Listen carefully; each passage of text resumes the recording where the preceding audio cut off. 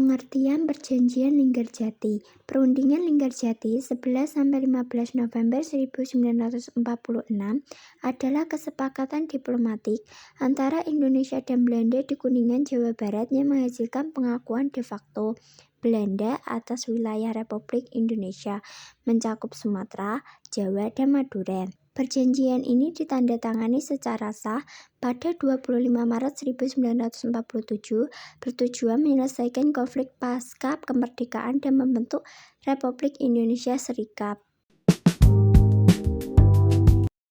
Isi Perjanjian Linggarjati. 1. Belanda mengakui secara de facto wilayah Republik Indonesia, yaitu meliputi Jawa, Madura, dan Sumatera.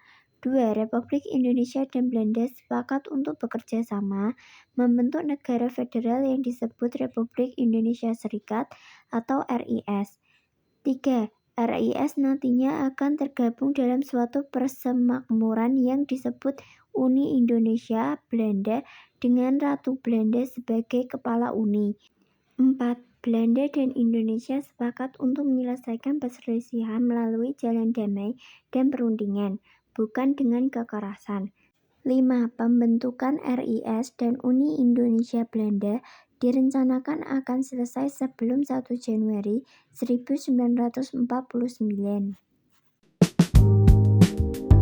Pertanyaan: mengapa Perjanjian Linggarjati tetap diterima meskipun merugikan Indonesia? Pembahasan. Perjanjian Linggarjati tetap diterima pemerintah Indonesia meskipun merugikan karena merupakan langkah strategis dalam diplomasi. Indonesia memperoleh pengakuan de facto dari Belanda atas wilayah Jawa, Sumatera, dan Madura sebagai bagian dari Republik Indonesia. Keputusan ini diambil untuk menghindari perang terbuka yang dapat menimbulkan korban jiwa lebih besar, mengingat kekuatan militer Indonesia saat itu masih terbatas. Selain itu, perjanjian ini membantu memperkuat posisi Indonesia di mata dunia internasional dan menunjukkan bahwa Indonesia adalah negara yang mengutamakan penyelesaian secara damai.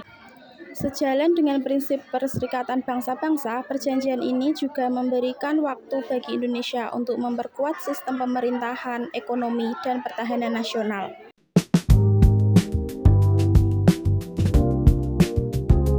Jika Indonesia menolak Perjanjian Linggarjati dan memilih perang terbuka, maka resiko kekalahan dan jatuhnya korban jiwa sangat besar. Oleh karena itu, pemerintah memilih jalan diplomasi sebagai langkah realistis.